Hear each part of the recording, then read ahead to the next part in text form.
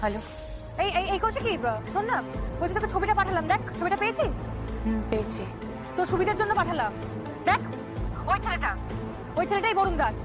ওর খোঁজ লাগবে আমার। দুর্গা, আমার একটা কথা শোন। দুর্গা, তুই যেটা চাইছিস সেটা কিন্তু তোর কাজ নয়, হ্যাঁ?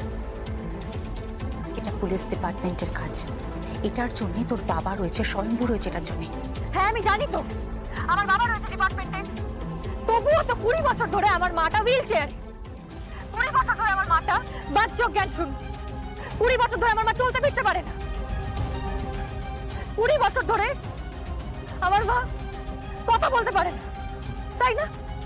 দুর্গা, আমার কথাটা বোঝার চেষ্টা কর। আমি তো আপ্রাণ চেষ্টা করেছি।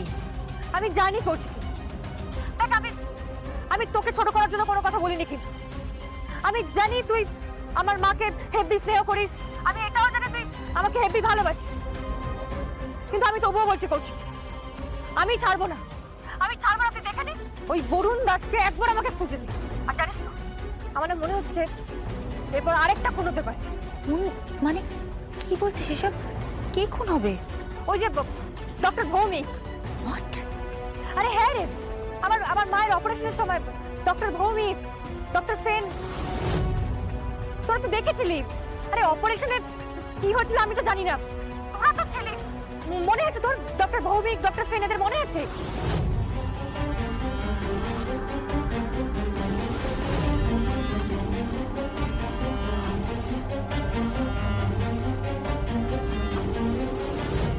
হ্যালো, শুনতে পাচ্ছিস?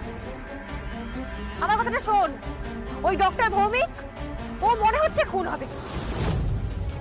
আর খুনি ওর কাছে পৌঁছানোর আগে আমাকে ওর কাছে পৌঁছতে হবে। আমাকে ডক্টর ভৌমিকের কাছে আগে পৌঁছতে হবে। দুর্গা, দুর্গা, আমার কথাটাকে বোঝার চেষ্টা করে। এই খুনিটা কে? ওই যে delivery boy Barun Das. Pipai, please শোন না, ওর খবর আমার লাগবে। ওর টিকো টিকো আমার চাই। ও খবর আমাকে এনে দে না রে। আমি কনফার্ম, জানিস তো ওই বরুণ দাস না আন্ডারওয়ার্ল্ডের কোন একটা বড় ক্রিমিনাল। তুই দেখে নিস, আমি শিওর তুই ওর খোঁজটা আমাকে এনে দে।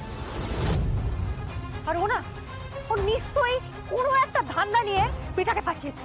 ওর নিশ্চয়ই কোনো একটা ধান্দা আছে। আমার বোনটাকে তুই বাঁচাতে পারবি পিপাই। চিন্তা করিস না দুর্গা, একদম চিন্তা করিস না। তোর বোনকেই বাঁচানোর দায়িত্ব আমার। তুই একদম চিন্তা করিস না। ওই বরুণ দাসের খবর আমি নিচ্ছি, একদম নিচ্ছি। থ্যাংক ইউ রে, থ্যাংক ইউ।